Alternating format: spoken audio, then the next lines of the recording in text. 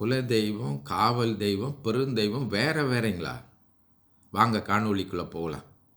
தென்னாடுடைய சிவனே போற்றி, எந்நாட்டவருக்கும் இறைவா போற்றி. அனைவருக்கும் வணக்கம். இந்த காணொளியில் குலதெய்வம், காவல் தெய்வம், பெருந்தெய்வம் என்பதற்கிடையில் உள்ள வேறுபாடு என்ன என்பதை பற்றி தான் சிந்திக்க போகிறோம். பலருக்கு இந்த வேறுபாடு அவ்வளோவா தெரியறதில்ல. ஏன்னு சொன்னால், அந்த வேறுபாடை பற்றி விளக்கத்தை சொல்லாமல் நம்ம வழிபாட்டுக்குள்ளே இறங்கிடுறோம். நம்ம அன்றாட வாழ்க்கையில் பார்த்தோம்னா திடீர்னு ஒரு மாரியம்மன் கோயிலுக்கு போவோம், ஒரு மதுரை வீரன் கோயிலுக்கு போவோம், குலதெய்வ கோயிலுக்கு போவோம், அப்புறம் சிவன் கோயிலுக்கு போவோம், திருமால் கோயில் போவோம், விநாயகர் கோயில் போவோம், முருகன் கோயிலுக்கு போவோம். சரி, இப்படி நாம் போய் வழிபாடு பண்ணுகின்ற போது எந்த அடிப்படையில் இந்த கோயில்கள் எல்லாம் அமைக்கப்பட்டிருக்கின்றன அப்படின்னு நமக்கு ஒரு தெளிவு வேண்டும் இல்லையா? சில வேளையில் சொல்லுவாங்க, இதெல்லாம் கும்பிட்டாலும் குலதெய்வத்தை கும்பிடலைன்னா உங்களுக்கு அருள் கிடைக்காதுன்னு சொல்லுவாங்க. அப்போ நாம் இங்கேருந்து தேடிக்கிட்டு ஊருக்கு குலதெய்வத்தை தேடிக்கிட்டு போவோம் இல்லைங்களா? அப்போது இப்படியெல்லாம் சொல்லப்படுகின்றவற்றினுடைய பின்னணியில் என்ன இருக்கின்றது அப்படின்னு நமக்கு ஒரு தெளிவு ஏற்பட்டு போச்சுன்னா நம்ம தெளிவாக நம்முடைய வழிபாட்டை செய்யலாம். அதாவது குலதெய்வமும் காவல் தெய்வமும் மரபு வழிபாட்டை சேர்ந்தது அப்படின்னு நமக்கு தெரியும், ஏற்கனவே பார்த்துருக்குறோம். அது நாட்டார் வழக்கில் உள்ளது, கிராமத்து மக்கள் வழக்கத்தில் உள்ளது. குலதெய்வம் என்பது ஒரு குடும்பத்தை அல்லது ஒரு குலத்தை சார்ந்து இருப்பது. இப்போ ஒரு குடும்பத்தில் வாழ்ந்த பெரியவங்க இருக்காங்கன்னா அவங்க அந்த குடும்பத்திற்கு செய்த நன்மையை கருதி அவங்கள இந்த குடும்பத்து முன்னோராக, அந்த குலத்தை காக்கின்றவர்களாக, அவருடைய வாழ்த்தை பெறுவதற்காக அவர்கள் குலதெய்வமாக வணங்குவார்கள். சில வேளையில் இந்த குலதெய்வம் பார்த்திங்கன்னா அந்த குலம் அல்லது அந்த குடும்பங்கள் சேர்ந்து செய்யக்கூடிய ஒரு தொழிலை கூட குலதெய்வமாக வழிபடுவது உண்டு. இப்போ நெசவு நெய்கின்றவர்கள் நீங்கள் பார்த்திங்கன்னா அவங்க குலதெய்வமாக பாவாடை அம்மன் அப்படின்னு ஒரு அம்மனை வழிபடுவாங்க. அந்த பாவாடை அம்மன் என்ன அப்படின்னு பார்த்திங்கன்னா, ஒரு கூடையில் ஒரு புடவையை நெய்து வருடத்திற்கு ஒரு முறை போய் பொங்கல்லாம் வைத்து அந்த குடும்பத்தை சார்ந்தவர்கள் எல்லாம் போய் சில அசைவெல்லாம் கடாலாம் வெட்டி எல்லாம் குடும்பத்தோடு சேர்ந்து அந்த குடும்பம் அல்லது அந்த குலம், அதை இன்னும் கூட வேறு வகையில் இந்த சாதின்னு சொல்கிறாங்க, அந்த அடிப்படையில் எல்லோரும் ஒன்றாக இருக்க வேண்டும், அந்த குடும்பத்தினுடைய பண்பாடு பழக்க வழக்கங்கள் தொடர்ந்து இருக்க வேண்டும் என்று சொல்லி அவர்கள் முன்னோரை வேண்டி வழிபடுவதற்காக, ஒற்றுமையோடு அந்த குலத்திலே இருப்பதற்காக, இவங்களெல்லாம் ஒரு கோத்திரக்காரர்கள்னு சொல்லுவாங்க. அவர்கள் அதற்காக என்ன செய்வாங்க, இந்த காது குத்து, மொட்டை அடிக்கிறது இதெல்லாம் போய் அந்த குலதெய்வ கோயிலில் போய் வழிபாடு பண்ணி அந்த முன்னோரினுடைய வாழ்த்தோடு அந்த குலத்தினுடைய பண்பாடுகள் பழக்க வழக்கங்கள் இதெல்லாம் காக்கப்பட வேண்டும் என்று செய்வது குலதெய்வ வழிபாடு. அடுத்து காவல் தெய்வ வழிபாடுன்னு ஒன்று இருக்குது. இந்த காவல் தெய்வ வழிபாடுங்கிறது இந்த குடும்ப வட்டத்தை தாண்டி ஊர் மக்கள், ஊருக்காக வாழ்ந்த பெரியவர்கள், ஊருக்காக தங்களுடைய உயிரை ஈகம் செய்த வீரர்கள், முனிவர்கள், துறவிகள் போன்றவரை காவல் தெய்வமாக வழிபடுவார்கள். அவர்கள் இந்த ஊரை காப்பவர்களாக கருதப்படுகின்றார்கள். அவங்க குடும்பத்தை தாண்டி அந்த ஊர் மக்களுக்காக வாழ்ந்ததுனால, ஊரை காப்பதனால அவங்கள காவல் தெய்வம் என்று சொல்கிறாங்க.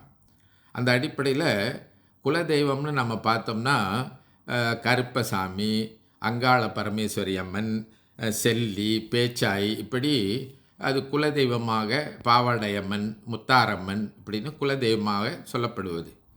காவல் தெய்வம் நீங்கள் பார்த்தீங்கன்னா அது ஒரு படி தாண்டி போய் ஐயனார், மதுரை வீரன், முனீஸ்வரன், சுடலை மாடன், இப்படி ஊருக்காக வாழ்ந்த பெரியவர்கள் இருக்காங்க இல்லைங்களா, அவங்கள காவல் தெய்வமாக வழிபடுவாங்க.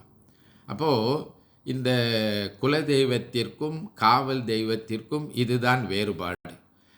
நாளோட்டத்தில் குலதெய்வமும் காவல் தெய்வமும் கூட மக்களுக்கு குலதெய்வத்தை சிலர் காவல் தெய்வமாகவும் காவல் தெய்வத்தை சிலர் குலதெய்வமாகவும் வழிபடுவதை நம்ம பார்க்கலாம். அது கால ஓட்டத்தில் மாறிப்போச்சு. ஏன்னா இப்போ நீங்கள் பார்த்தீங்கன்னா கோயிலில் கூட இப்போ பெருந்தெய்வ வழிபாட்டில் கூட பார்த்தீங்கன்னா குலதெய்வங்களுடைய வழிபாடு இடங்களும் காவல் தெய்வங்களுடைய வழிபாடு இடங்களும் இருக்கும். சரி, அடுத்து குலதெய்வத்தையும் காவல் தெய்வத்தையும் பார்த்துட்டோம்.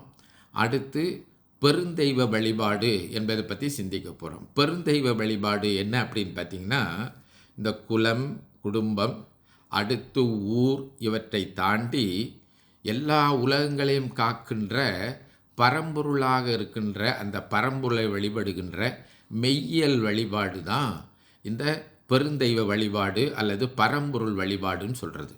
அப்போ இந்த பரம்பொருள் வழிபாடுங்கிறது குடும்பம் அல்லது குலம், ஊர் என்பதை தாண்டி உலக உயிர்களுக்கெல்லாம் தலைவனாக இருக்கின்ற அந்த இறைவனை வழிபடுவது. அப்படி வழிபடுகின்றதில் நீங்கள் பார்த்தீங்கன்னா, நாம் சைவர்கள் சைவ வழிபாடு சிவ வழிபாடும், வைணவர்கள் திருமால் வழிபாடும் அதை சார்ந்து செய்கின்றார்கள். அப்போது இதுதான் நம்ம பார்த்தோம்னு சொன்னால், இந்த குலதெய்வம், காவல் தெய்வம், பெருந்தெய்வம் என்கின்ற வழிபாடுகளுக்கு இருக்கிற வேறுபாடு.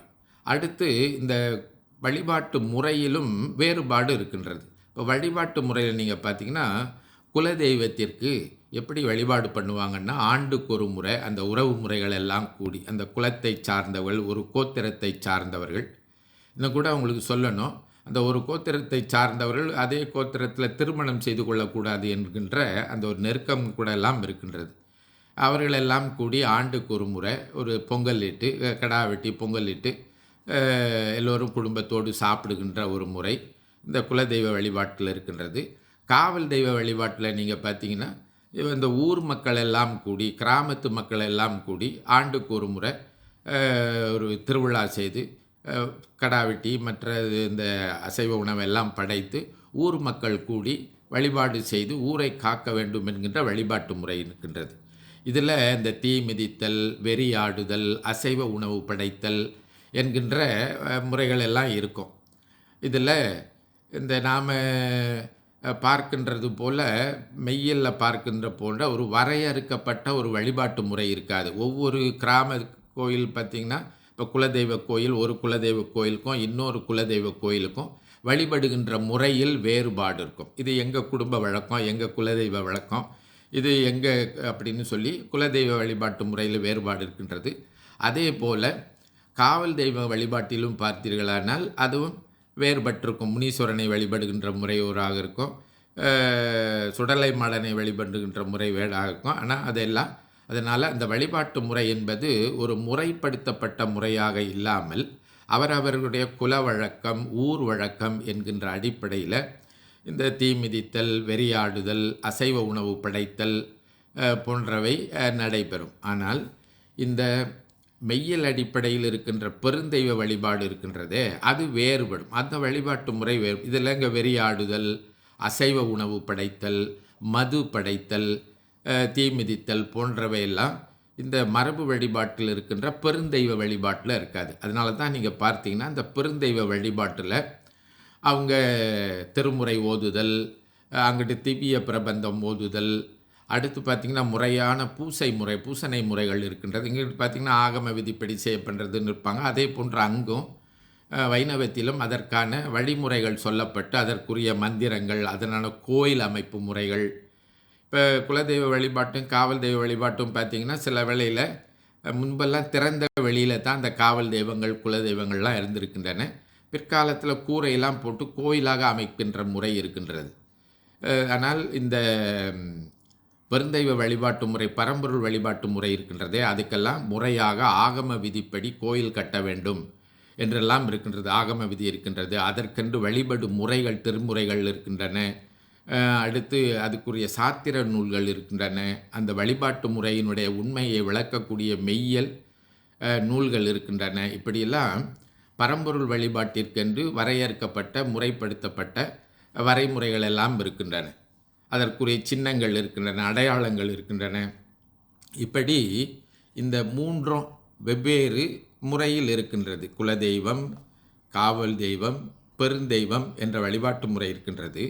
இதை மூன்றையும் கொண்டு வந்து சில வேளையில் இப்போ மெய்யியல் கோட்பாடு கோயிலில் அவங்க கொண்டு போய் சில வேளை காவல் தெய்வத்தை வச்சுருவாங்க, சில வேளை குலதெய்வத்தையும் வச்சுருவாங்க. இப்படி எல்லாவற்றையும் கொண்டு ஒரு இடத்துல வைக்கின்ற போது நமக்கு இன்றைய தலைமுறையினருக்கு ஒரு குழப்பம் ஏற்படுது, எது எதை சார்ந்தது அப்படின்னு. அப்போ நம்ம மெய்யியல் வழிபாட்டில் இருக்கின்ற போது திடீர்னு குலதெய்வத்தை பற்றி சிந்திச்சோம்னு சொன்னால் அப்போது நமக்கு ஒரு குழப்பம் ஏற்படுகின்றது. அப்போ இதெல்லாம் தெளிவாக நாம் புரிந்து கொண்டு எது குலதெய்வ வழிபாடு, எது காவல் தெய்வ வழிபாடு, எது மெய்யியல் வழிபாடுன்னு நம்ம குழந்தைகளுக்கு சொன்னாதான் தெளிவான நெறியில் நின்று சமயத்தை புரிந்து கொள்வார்கள் என்று சொல்லி இந்த அளவில் நிறைவு செய்கின்றேன். தென்னாடுடைய சிவன்